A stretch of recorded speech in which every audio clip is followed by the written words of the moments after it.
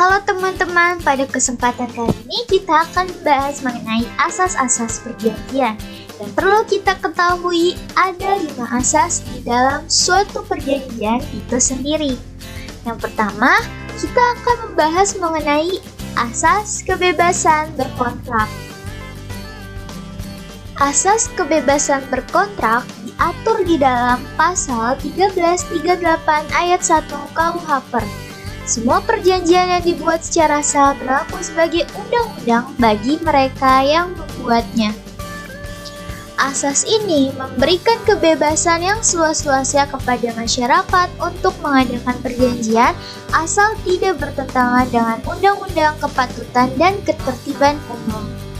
Contoh dari asas ini adalah sebuah perusahaan dapat secara bebas membuat kontrak pekerjaan untuk karyawan barunya sesuai kriteria dan kebutuhan perusahaan tersebut.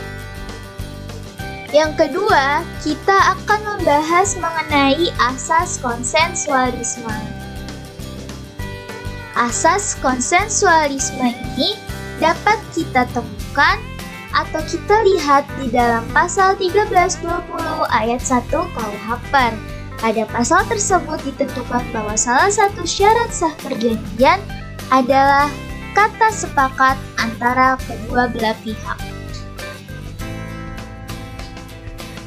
Pada asas ini menyatakan bahwa perjanjian pada umumnya tidak diadakan secara formal, melainkan cukup adanya kesepakatan antara kedua belah pihak.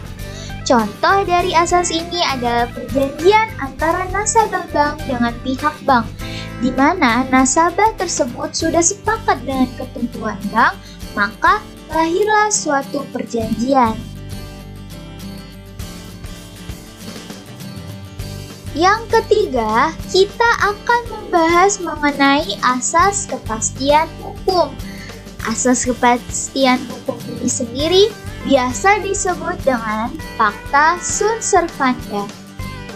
Pacta Sunt Servanda terdapat di dalam pasal 1338 ayat 1 KUH. Pada asas ini, hakim atau pihak ketiga harus menghormati substansi kontrak yang dibuat oleh para pihak sebagaimana layaknya undang-undang. Contoh, dalam perjanjian sewa-menyewa, penyewa harus merawat barang dengan sebaik mungkin. Jika tidak, maka dia harus memberi ganti rugi. Yang keempat, kita akan membahas mengenai asas itikat baik. Asas ini biasa disebut dengan good faith. Asas itikat baik diatur di dalam pasal 1338 ayat 3 KUH yang berbunyi perjanjian harus dilaksanakan dengan itikat baik. Bagi kedua belah pihak, baik kreditur maupun debitur, harus melaksanakan substansi kontrak yang dia buat berdasarkan 1. Kepercayaan atau keyakinan yang teguh. 2. Kemauan yang baik dari para pihak. Oh iya, asas itikat baik itu sendiri dibagi dua loh teman-teman. Yang pertama, nisbi, yang memperhatikan sikap dan tingkah laku yang nyata dari subjek. Yang kedua, mutlak, penilaiannya terletak pada akal sehat dan keadilan. Contoh dari asas ini adalah seseorang yang membuat suatu perjanjian piutang dengan tujuan untuk menggelapkan dana pinjamannya, berarti dia tidak melaksanakan perjanjian sebagaimana asas itikat baik. Yang kelima, kita akan membahas mengenai asas kepribadian. Asas ini biasa disebut dengan personality. Asas kepribadian itu sendiri diatur di dalam pasal 1315 KUH yang berbunyi, pada umumnya seseorang tidak dapat mengadakan perikatan atau perjanjian selain untuk dirinya sendiri. Asas kepribadian merupakan asas yang menentukan bahwa seseorang yang melakukan kontrak hanya untuk kepentingan dirinya sendiri.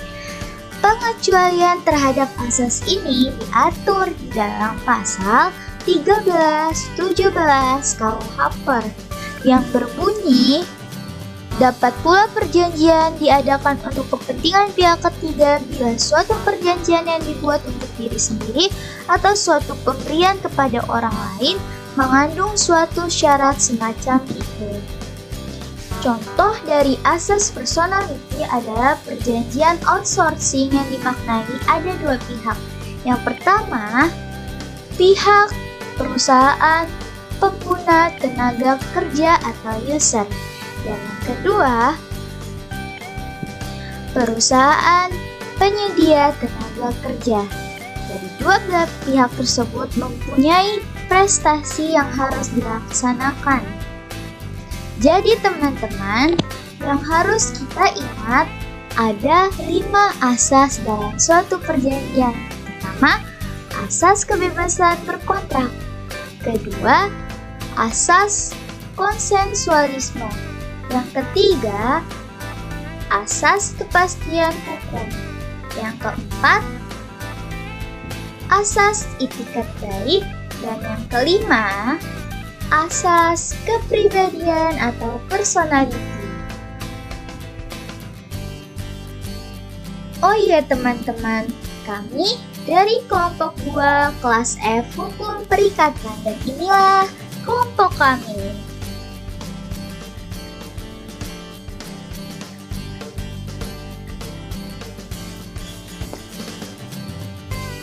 Teman-teman semua, terima kasih bagi yang sudah mendengarkan dan memperhatikan dengan baik penjelasan dari kami. Semoga video ini bermanfaat.